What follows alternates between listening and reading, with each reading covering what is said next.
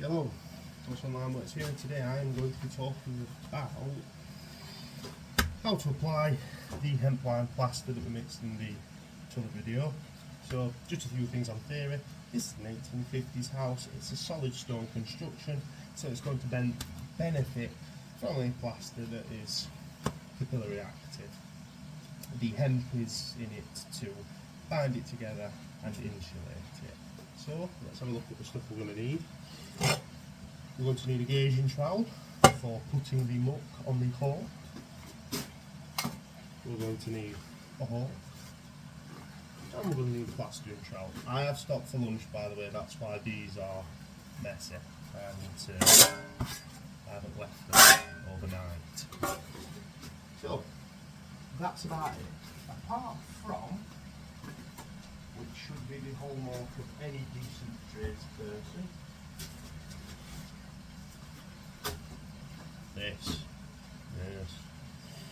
this is a sweeping brush. Now I know there will be many tradespeople watching this that have never seen one before, but it's not the work of the devil. It's actually quite useful in this instance.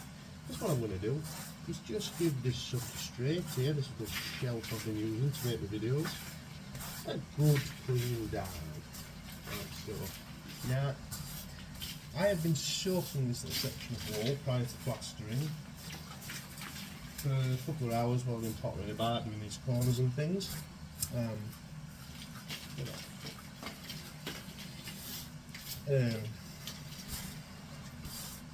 So they are already quite damp. So that's something to take into consideration. You want to be spraying the substrates down intermittently, getting a lot of moisture into stewing it. The reason why is that is helping with shrinkage. Shrinkage is what happens when lime carbonifies. When lime carbonifies, the water gets sucked out of it, like when you dry your washing line, and it goes from this and it shrinks. One of the reasons why we have the shiv is when it shrinks, it's sort of locked in together. But we need to get as much help as we possibly can. That's why I've been soaking this substrate in between my videos. So, it's doing work, all nice, been dampened down for a long time. Now, what I'm going to take, this bucket here. And what's in this bucket is what we were talking about in the previous videos. So when you open up a tub of lime putter, you put water on top to stop it carbonifying, stop it shrinking, like I said. And you end up with this, like, well, we just call it milk. It's essentially just water with lime in, and I like to just give everything a little coat prior to applying my plaster. The reason why I do that is it's free. You know, I paid for it, so I might as well use it. And also, it sort of helps to, it helps like to prime a little bit like PVA when you're gypsum it. So, we've got that all nice and primed. I'm going to use my gauging trowel to put a bit of the muck on. I have this little trowel as well, I don't know if I mentioned that. It's just a little plastering trowel that I found in my granddad's shed. It's handy for doing the little bits. So when you've got like a sort of 12-inch Marshall towel, it's a bit unwieldy for down here. This is the hemp lime insulating plaster that we made in the previous video. So go and watch that if you want to learn how to do this.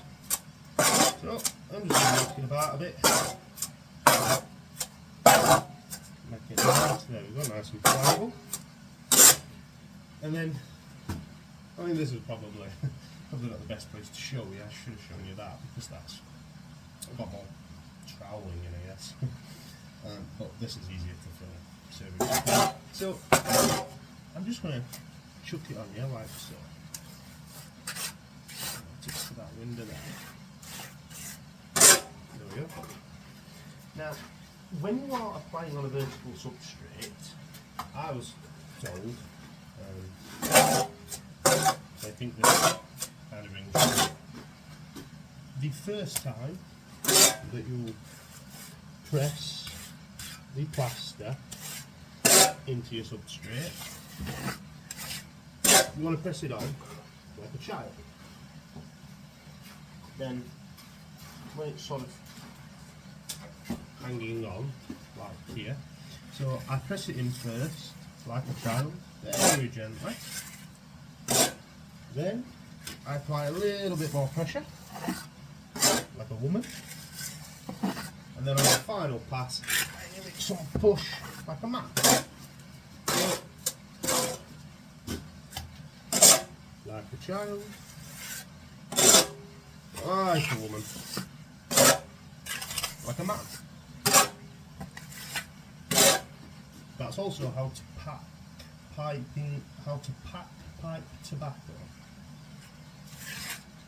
Your first pinch is a child, your second is like a woman, and your third is like a man.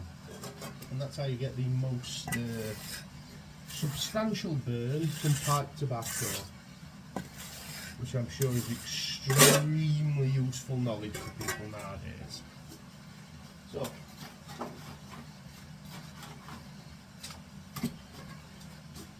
I'm just applying this rough. I'm just chucking it on, for want of a better word, and then applying the old, like a child, like a woman, like a man. And the reason why I'm doing that is I'm trying to, if I take this mate and I chuck it on the wall and I try to spread it really, really hard and fast, like you would with the traditional gypsum skin, it won't work. This is like snail work. It's little pieces building up and building up and building up and building up. So you can see sort of the amount I've done here is about the right amount for vertical substrate as well. The reason for that is that it's very coarse, it's very lumpy, it's not the sort of lovely yogurt that you're going to be used to dealing with a gypsum. It's very sort of primitive working style, let's say. So, let's pretend I've finished this little section, like so, and then I'm waiting for a point that I can screed it off. I can put it back. I'm not going to have time to be able to film that, unfortunately. So let's pretend that I've screeded this off. Sometimes we don't even screed this work off, it depends. Sometimes it might be more aesthetically pleasing and more in keeping with the rest of the property if we just follow the natural curves of the substrate. So if you've got a sort of wall that's blue all over the place, it might look better to follow it in that style. I've built these corners out myself because they were pretty rapid, so that's not really much of an issue. I can get that quite relatively straight. So let's pretend we've screeded it off like you would with the normal gypsum, just a long sort of stick cutting through it. Then what we're going to do is what we call score it, which is what I've done behind. The reason why we score it is so that it's open, so that when we apply the next layer, it sinks into it. And there are many different ways you can do it. You can make something out of old black, like I've got, which is it's like the claws that come out of Wolverine's hand that you can score things with. Or if you're not particularly, you haven't got all the time in the world or all the tackle that we've got, you haven't got any light lying about, you can just use the corner of your trowel, like so, and draw into it a vertical, a cross-stitched pattern, like so. So I'm going one way with the trowel and then another way. Now this is a really poor example of what I'm doing here because it's too wet. But even if it is too wet, you've got a minimum of 3 coats to apply to this to build it up and get it out. So if there are a few lumps and bumps on your first pass, don't worry about it too much, it's okay. You might be able to get it on your second one. this type of plastering is completely different to what you might be used to. It's really slow, it's painfully slow. It's really methodical. You're waiting weeks in between curing time to apply the next coat of plaster. It can be a bit of a pain, you know, so, you know, and this stuff, oh, this has been on for hours and it's still, you know, pretty much as wet as it went on. So you just don't mess about with it, you know, it's not like gypsum where you chuck a few coats on, have a cup of tea and then everybody starts flapping and sand has to come out because it's gone off too quick. You know, you can work with this stuff for a really long time. It's arguably quite better for learning than gypsum is, because, well, one, you can take it all off and knock it all up and do it again if you need to without losing any materials, because it's recyclable, and it stays wet for a long time for you to factory it. So, you know, don't get disheartened if you can't apply it, you know, everything won't look perfectly level the first time and straight, you know. Sometimes it can add to the charming character of the house, and sometimes you can just sort of even it out on the next coat, which I'm going to try and make a video on. I'm going to try and show you each pass as we go along, but we are still a business here. I make these videos almost as a hobby, really, to try and show people new old ways of doing things, in the hope that we might keep these traditions alive. So, thank you for watching. If you've got any questions, please put them in the comments below, and like and subscribe.